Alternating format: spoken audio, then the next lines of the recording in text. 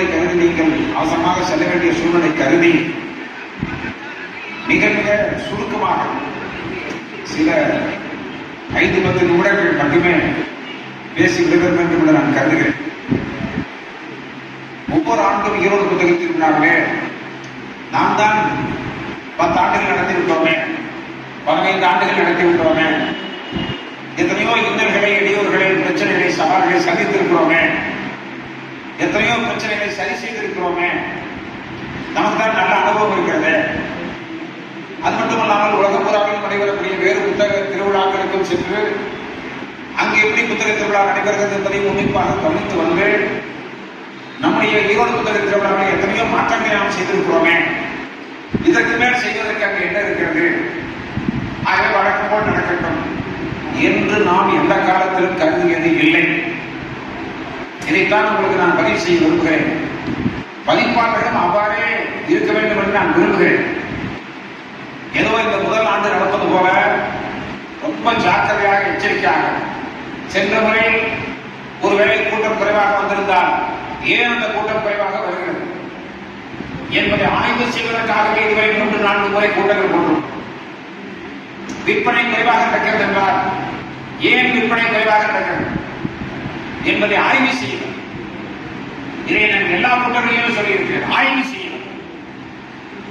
அதற்கான முறையிலே தீர்க்கமான ஆய்வு செய்யுங்கள். ஏதோ திடீரென்று உணர்ச்சி வசப்பட்டு ஒரு கூட்டத்திலே, ஒரு புத்தக திருவிழாவிலே ஏதோ ஒரு சின்ன ஒரு குறை இருக்குமானால் அல்லது கொஞ்சம் விற்பனை குறைவாக இருக்குமானால் அதை பற்றி மட்டும் சொல்லி பயனில்லை. இன்று எத்தனையோ விஷயங்கள் இருக்கின்றன. மாவட்ட தலைநகர் தோறும் புத்தக கண்காட்சி நடத்த வேண்டும் என்று அரசு ஆணை பிறப்பித்திருக்கிறது. ஆனால் மாவட்ட தலைநகரில் மட்டும்தான் நடக்கிறதா? ஒரு மாவட்டத்துக்கு 5 இடங்கள் 6 இடங்கள் நடக்கும். ஈரோடு மாவட்டம் எடுத்துக்கொண்டால் சின்ன சின்ன இடங்கள், புளியம்பட்டி மிக சின்ன இடம், ஆனால் அதிலே ஒரு பெரிய புத்தக கண்காட்சி. சத்தியமங்கலம் அங்கு ஒரு புத்தக கண்காட்சி. ஈரோடு மாவட்டத்தில் அதே போல திருப்பூர் மாவட்டத்தில் மிக குறிப்பிடத்தகுந்த பார்டர் அங்கிருந்து வந்துட்டு இருந்தாங்க. ஈரோடு எங்கிருந்து வந்தாங்க? ஈரோடு புத்தக திருவிழா என்பது தொடக்கத்திலிருந்து மாநிலம் தழுவிய புத்தக திருவிழா. எல்லா மாவட்டங்களிலிருந்து வருவார்கள். அப்படியானால் அந்தந்த மாவட்டங்களில் புத்தக திருவிழா வருகிற போது நாமக்கல்னா ஒட்டுமொத்த நாமக்கல்லே ஈரோடு வரும். இப்ப நாமக்கல்லே ஒரு புத்தக திருவிழா நடைபெறுகிறது என்றால், அது இல்லாமல் திருச்செங்கோட்டில் இன்னொரு புத்தக திருவிழா நடைபெறுகிறது என்றால், அப்போ அப்படியே பகிர்ந்தளிக்கப்படுமா இல்லையா? ஆகவே அது தவறில்லை. நான் அப்படி நடப்பது தவறு என்று சொல்வதாக நீங்கள் நினைத்துக் கொள்ளக்கூடாது. அது சரிதான். தமிழ்நாடு முதலாவது இன்னும் குக்கிராமங்களில் கூட புத்தக திருவிழா நடக்க வேண்டும் என்பதுதான் மக்கள் சிந்தனை கேள்வி, விருப்பம், எதிர்பார்ப்பு. ஆகவே அது தவறில்லை. ஆனால் அது மாதிரியான புத சூழ்நிலை இருக்கிறது. இதை வைத்து நாம் என்ன செய்தோம் என்றால், உதாரணத்துக்கு ஒன்று சொல்லுவேன். முதல் ஆண்டு 2005 புத்தக திருவிழா, நல்ல வேலை அந்த வருஷம் வந்து ரொம்ப முன்னாடியே ஆரம்பிச்சோம். ஆரம்பிச்ச போது ஒரு முக்கியமான பதிப்பாளர் என்னிடத்திலே தெரிவித்ததை என்னால் மறக்கவே முடியவில்லை. தம்பி, விசிட்டிங் கார்டு அப்ப நான் வக்கீல் விசிட்டிங் கார்டு அப்ப வக்கீலா பிராக்டிஸ் பண்ணிட்டு இருந்தேன். வக்கீல் விசிட்டிங் கார்டு இருக்கும்போது, தம்பி உங்க தொழில் நீங்க பாருங்க, எங்க தொழில் நாங்க பார்க்கறோம். அதாவது படிப்பு தொழில் நாங்க பார்க்கறோம், அதுல இருந்து நீங்களே கண்காட்சி நடத்திட்டு இருக்கீங்க, நீங்க வக்கீல் தொழில் பாருங்க. சும்மா வேடிக்கையா, ரொம்ப பெரிய மனிதர், நல்ல மனிதர், உயர்ந்த மனிதர், அதெல்லாம் தப்பு இல்லை, நல்ல எண்ணத்தோடு சொன்னார். அது சொன்னதுக்கு என்ன காரணம் சொன்னாருன்னா, ஈரோடு போன்ற இடங்கள்லாம் புத்தகம் விற்காது, நான் எதை நம்பி வருவது என்று சொன்னார். அவர் சொன்னது நெகட்டிவா தான் இருந்துச்சு. ஆனா நாங்கள் எப்படி எடுத்துக்கொண்டோம், அவருக்கே என்ன பதில் சொன்னேன், சிரிச்சுக்கே சொன்னேன், மதிப்போட சொன்னேன், ரொம்ப மதிச்சு சொன்னேன். என்ன சொன்னேன் என்றால், ஐயா, எங்கு எது இல்லையோ அங்குதானே அது வர வேண்டும். அங்கு வாசிப்பு இல்லை என்றால் அந்த வாசிப்பை உயர்த்த வேண்டும் அல்லவா, அதற்கு நாங்கள் வேலை செய்வோம் என்று நான் சொன்னேன். நான் இதை சுட்டி காட்டுவதற்கு என்ன காரணம் என்றால், அப்படின்னா கொஞ்சம் கொஞ்சமா அதாவது அப்ப அவர் சொன்னது வந்து என்னாச்சுன்னா, மீதி ஒரு 3 மாசம் இருந்துச்சு. எல்லா ஸ்கூல் காலேஜுக்கு போய் இவர் சொன்னது மைண்ட்ல வச்சுக்கிட்டு, ஓ சாதாரண வெற்றி வராது போல தெரியுது, நாம் நினைச்ச மாதிரி இல்லை, இன்னும் கடுமையா உழைக்கணும், கடுமையா உழைச்சாதான் ஓரளவாக வெற்றி பெறும் என்று முதல் ஆண்டு அவர் சொன்னது வேற. ஆனா நாங்கள் அதை எப்படி எடுத்துக்கொண்டோம் என்றால், மிக மிக சீரியஸா உழைக்கணும் என்று உழைத்து எடுத்து முதல் ஆண்டே பிரம்மாண்டமான வெற்றி பெற்றோம். வெற்றி பெற்ற காரணத்தால் தான் அடுத்த ஆண்டு 75 ஸ்டால் இருந்தது 150 ஸ்டால் ஆகும். ஒரு மண்டபத்தை கொடுத்ததை வெற்றி மைதானத்தில் கொண்டு வந்தோம். அது மாதிரி ஒவ்வொரு வருஷமும் ஒரு சவால் வருது. புத்தக விற்பனையிலே ஒரு சவால், இன்னொன்று ஆன்லைன் நல்ல வர்த்தகம் பெருகிவிட்டது. இப்போ அப்படி எல்லாம் பெருகிவிட்ட பிறகு கொஞ்சம் குறையத்தான் செய்யும். ஆனால் ஈரோடு புத்தக திருவிழாவுக்கு வரக்கூடியவர்கள், நம்பிக்கையோடு வரக்கூடியவர்கள் யாரும் அந்த நம்பிக்கையிலே கொஞ்சம் கூட அவர்கள் உற்சாகம் இழந்துவிடக் கூடாது என்ற முறையில் உழைப்பை ஒரு 2 மடங்கு 3 மடங்கு சேர்க்கிறோம், செலவையும் சேர்க்கிறோம். ஆனா வரவு கிடையாது. வரவு சேர்ப்பதற்கு வழி கிடையாது. ஆனால் வழி இல்லை என்பதால் நாங்கள் செலவை அதிகப்படுத்தாமல் இருந்ததில்லை. உதாரணமாக போன 100 இடத்துல சிவரெழுத்து பிரச்சாரம் செஞ்சிருக்கிறோம் என்றால் இந்த தடவை 250 இடத்துல சிவரெழுத்து பிரச்சாரம் 100னா 250. ஆனா போன தடவை 250 இடத்துல நாங்கள் பண்ணிருக்கோம். இப்ப 750 இடத்துல பண்ணிருக்கோம். அப்ப விளம்பரம் என்னென்ன வகையில் அதிகப்படுத்த வேண்டுமோ அதையெல்லாம் இதுக்கு மேல பண்ண முடியாத அளவுக்கு விளம்பரத்தை செய்திருக்கிறோம். சரி, அந்த சிவரெழுத்து பிரச்சாரம் வருஷம் செய்யலாம். அது அதிகம் சார்ந்து போதுமா? போதாது. இனி மாடர்ன் டெக்னாலஜி, அரசியலே அதுதான். அரசியலில் வெற்றியே நீ போய் அது மேடையில் பேசுறதுலாம் இல்ல. அது பதிலாக வீட்டுக்குள்ளேயே போய் சின்ன இன்ஸ்டாகிராம் அது இதுன்னு அதெல்லாம் எக்கச்சக்கமா பயன்பட்டு அது ஒரு பெரிய மாற்றத்தை ஏற்படுத்துது. அப்படி என்றால் புத்தக திருவிழாவிலும் அவ்வாறு செய்ய வேண்டும் என்பதற்காக நீங்க கவனிச்சீங்களா என்ன எனக்கு தெரியாது. இந்த தடவை போன தடவையோ அதுக்கு போன தடவையோ செஞ்சதை விட 5 மடங்கு 10 மடங்கு சேர்த்து அந்த டிஜிட்டல் மார்க்கெட்டிங் என்று சொல்லுகிறார்களே அந்த வேலையை நாம் செய்தோம். எந்தெந்த மொழியில முடியுமோ அது எனக்கு முதலிருந்து இந்த வருஷம் ஆசை.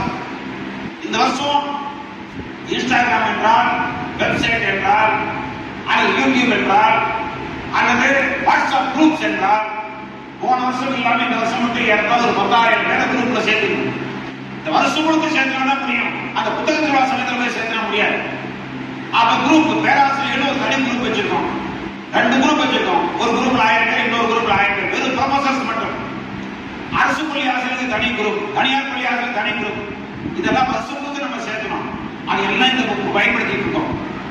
செய்தி போயிடுச்சு எல்லாருக்கும். திரும்ப திரும்ப திரும்ப போயிட்டே இருக்கு. ஒரு சின்ன உதாரணம் உங்களுக்கே தெரிஞ்ச உதாரணம் தான் சொல்றேன். இந்த தடவை போய் கலெக்டர் போய் சந்திச்சு, சார் ஹெட் மாஸ்டர்ஸ் எல்லாம் கொஞ்சம் ஊக்கப்படுத்தணும் சார். ஹெட் மாஸ்டர்ஸ் வந்து பசங்களை அனுப்பணும்னு நினைக்கணும். 2வது பிரேயர்ல பசங்க வாங்கணும்னு சொல்லணும். புத்தகம் வாங்கணும். அது கூட நேர புத்தகத்துல போயிட்டு வாங்கன்னா இந்த கடைசியில் வந்து அந்த கடைசியில் ஓடலாம். புத்தகத்தை வாங்க சொல்லி பிரேயர்ல சொல்லணும், கிளாஸ் ரூம்ல வாத்தியர்கள் சொல்லணும் அப்படின்னு சொல்லி ஆல் ஹெட் மாஸ்டர்ஸ் மீட்டிங் போடுங்க சார். நான் வரேன் சார். கலெக்டர் போட்டார். அன்னைக்கு அவர் உடம்பு சரியில்லை, அவர் வர முடியல. ஆனா சிஓ தலைமையில அந்த கூட்டம் நடந்தது. ஈரோடு மாவட்டத்தில் 280 ஹெட் மாஸ்டர்ஸ் இருக்காங்க. High school and higher secondary school, government school மட்டுமே 280 பேர் வந்திருந்தாங்க. கலெக்டர் சொன்னா, சிஓ சொன்னா, கலெக்டர் ஆபீஸ்லயே நடந்துச்சு. அதுல போய் நான் பேசுறேன். இந்த புத்தக திருவிழா எப்படி நடக்குது, நீங்க எப்படி வரணும், மாணவர்கள் எப்படி கூட்டணும்னு ஹெட் மாஸ்டர்ஸ் அவங்களையே பேச சொல்லாம நாம சிஓ சார்பா நாம பேசணும். இந்த தடவை அந்த வாய்ப்பை ஏற்படுத்த வேண்டும் என்று கலெக்டர் சொல்லி கலெக்டர் ஏற்படுத்தினார். அதே மாதிரி கவர்மெண்ட் ஸ்கூல் இல்லாம பிரைவேட் ஸ்கூல்ஸ் இருக்குல்லவா, எல்லா ஸ்கூலும் இப்ப என்ன செய்யணும்னா டீம் அமைச்சு எல்லா ஸ்கூலுக்கும் நேரா பேசணும். லெட்டர் கொடுத்து இந்த பேசியாச்சு இல்ல, சிஓட்ட கொடுத்து சர்க்குலர் அனுப்ப சொல்லியாச்சு. சிஓ சர்க்குலர் அனுப்பிட்டார். சார் சர்க்குலர் அனுப்பிச்சாச்சு இல்ல, இங்க பேசியாச்சு இல்ல என்று சொல்வதில்லை. அதுக்கு பதிலாக டீம் அமைச்சு எல்லா ஸ்கூலுக்கும் எல்லா காலேஜுக்கும் நேரடியாக போய் எல்லா விதமான வேலையை செஞ்சிருக்கோம். பொதுமக்களிடத்துல அதிக பேர் வர வேண்டும் என்பதற்கான முயற்சி எடுத்திருக்கிறோம். உங்களுக்கு தெரியும், இந்த வஉசி பூங்கான்னு அது 3 வருஷமா மேடையிலே இருந்தீங்க. நீங்க சில பேர் பார்த்தீங்க. மினிஸ்டர்கிட்ட சு முத்துச்சாமி நம்ம ஈரோடு புத்தக திருவிழா மேடைக்கு செக்கினாக்கர் காலத்துக்கு வந்திருந்தார். மேடையிலே நான் சொன்னேன், அடுத்த வருஷம் உங்க எல்லாத்துக்கு முன்னால்தான் நான் சொன்னேன். ஏன்னா அமைச்சர் எனக்கு 77 இருந்து தெரியும். 1977 அவர் ஜெயிச்சாரு. 79 அந்த காலேஜ் சேர்மனா இருந்தேன். அப்பவே நான் கூட்டி போயிருக்கேன். எம்எல்ஏ இருந்தார், ரொம்ப இளைஞர். அப்ப இருந்து எனக்கு பழக்கம்.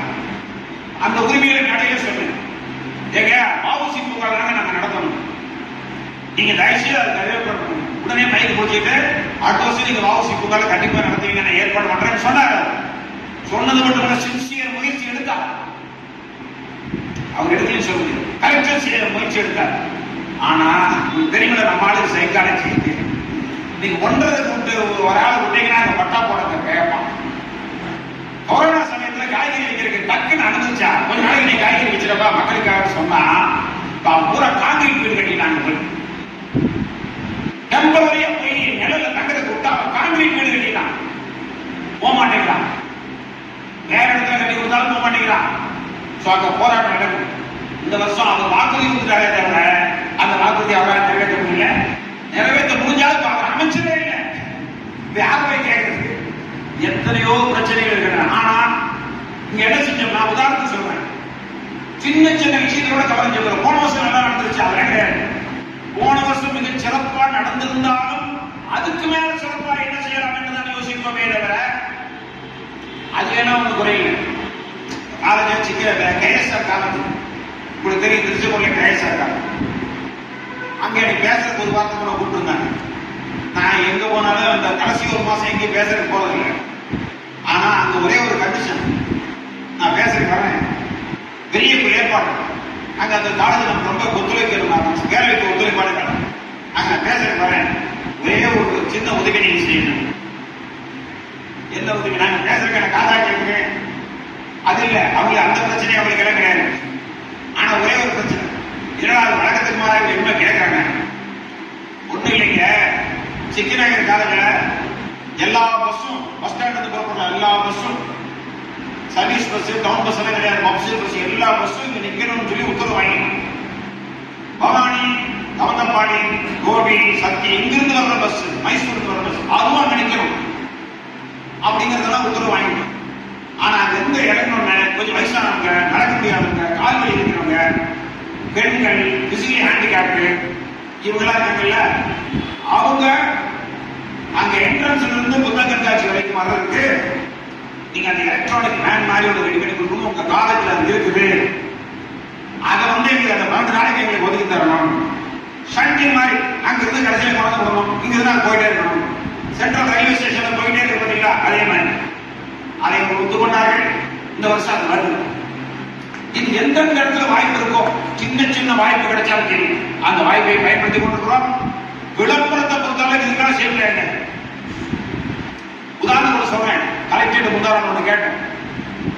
அடிக்கடி அவர் சந்திச்சு பேசிட்டு உதாரணம் கிடைச்சேன். சார் இன்னைக்கு என்ன சார் கோரிக்கை? ஒரே ஒரு கோரிக்கை சார். இந்த கோரிக்கை 3 வருஷம் 3 கலெக்டரேட் வச்சுட்டேன். என்ன கோரிக்கைன்னா, நம்ம ஊர்ல நம்ம மாவட்டத்தில் இருக்கிற அத்தனை பஞ்சாயத்தும் லைப்ரரி இருக்கு, ஃபண்ட் இருக்கு. அந்த ஃபண்ட்ல 3 வருஷமா சொல்லிட்டு இருக்கேன், சரின்னு சொன்னாங்க, ஆனா நடைமுறைப்படுத்தல. இந்த வருஷம் நான் மனு கொடுக்குறேன்.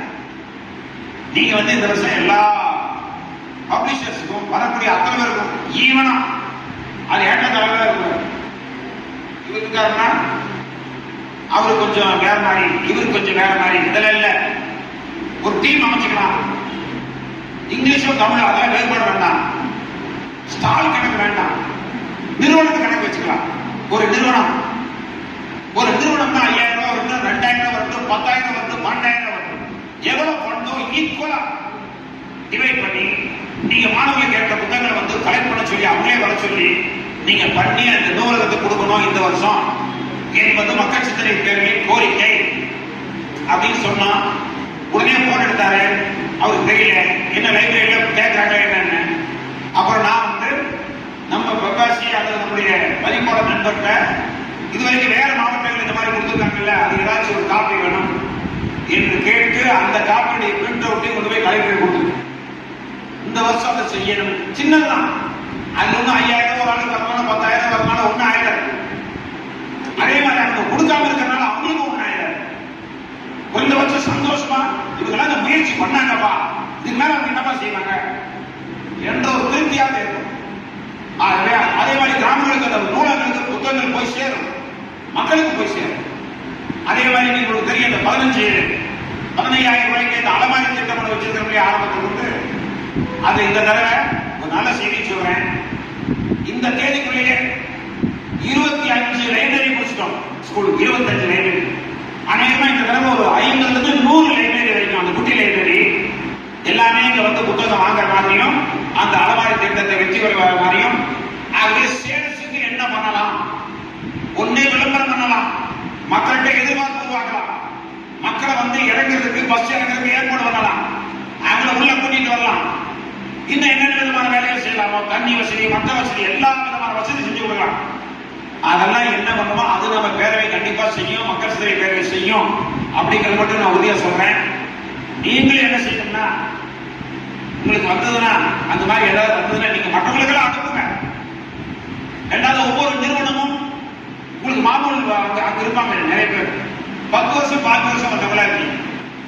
நீங்க உங்க வாடிக்கையாளர்களை தொடர்பு கொள்ளுங்கள், காலேஜ் தொடர்பு கொள்ளுங்க, ஸ்கூலை தொடர்பு கொள்ளுங்க, உங்க முயற்சியும் நீங்கள் செய்யுங்கள். அதே மாதிரி புதிய புத்தகங்கள் வெளியீடு, புதிய புத்தகங்கள் வெளியீடு. இது வரைக்கும் நான் வந்து ஒரு ஸ்டேட்மெண்டே விட்டுருக்கேன், உங்களுக்கு பார்த்துருப்பீங்க, எல்லாம் உங்களுக்கு வந்துடும். எந்த நிறுவனங்கள்லாம் புதிய புத்தகங்கள் வெளியிட விரும்புகிறீர்களோ அவர்களெல்லாம் தயவு செய்து பதிவு செய்து கொள்ளுங்கள்.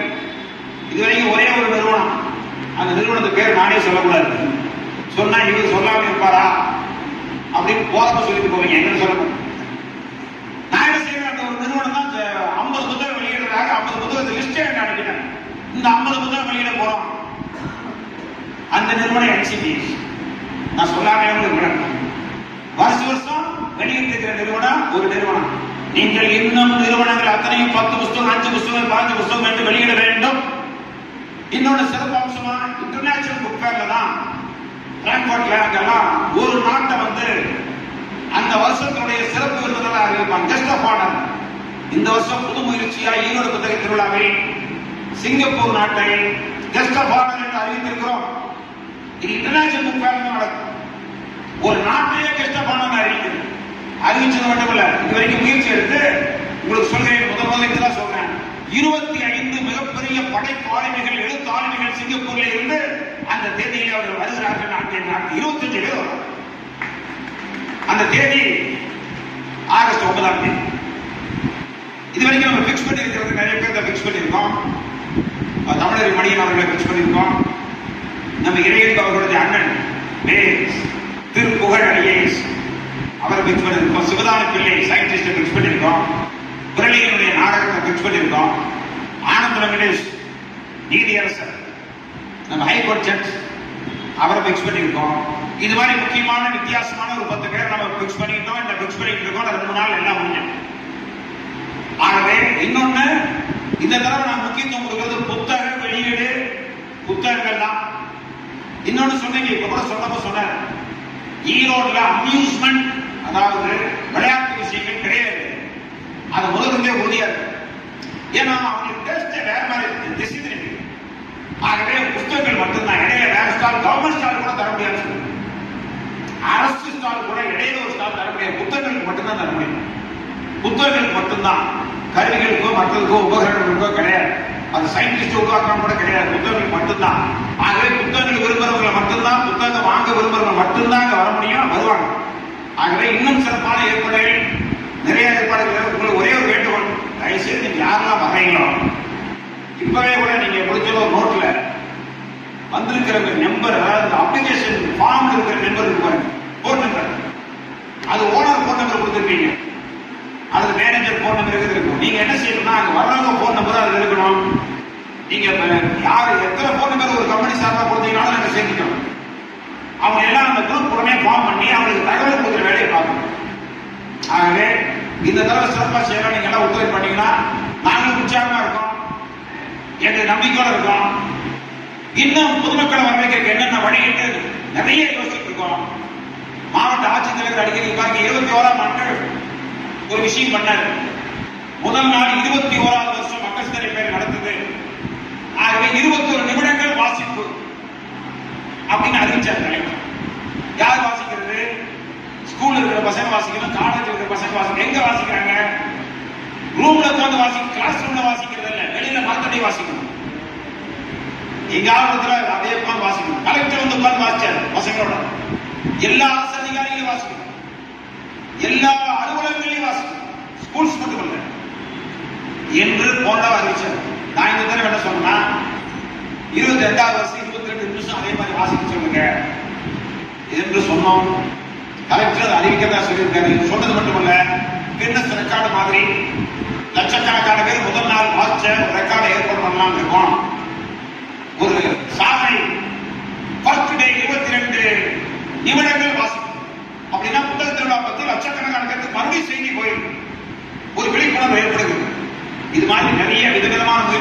செய்கிறோம். இன்னும் நிறைய ஏதாவது ஆலோசனை இருந்தால் நீங்க தயவு செய்து மெயில் அனுப்புங்க.